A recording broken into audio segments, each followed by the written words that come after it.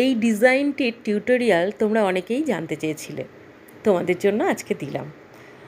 প্রথমে তো মাড় তুলে নিতে হবে গেঞ্জির, তারপর শুকিয়ে নেওয়ার পর আবার জল দিয়ে একটু নরম করে নিতে হবে। তারপর হাতের সাহায্যে যেমনভাবে আমি করছি এইভাবে করে নেবে। তারপর মোটামুটি মাঝারি সাইজের একটি বাটি বা কাশিতে রেখে এইভাবে রং মেশাতে থাকবে। খুব বেশি রং দেবে না কিন্তু, তাহলেই অন্যরকম হয়ে যাবে। তারপর উল্টে নেবে আর একটা থালার সাহায্যে, তারপর আবার একটু একটু করে ছিটিয়ে দেবে রং। এবার খানিকক্ষণ ফেলে রাখবে রং দেওয়া হয়ে গেলে, 1 ঘন্টা মতো।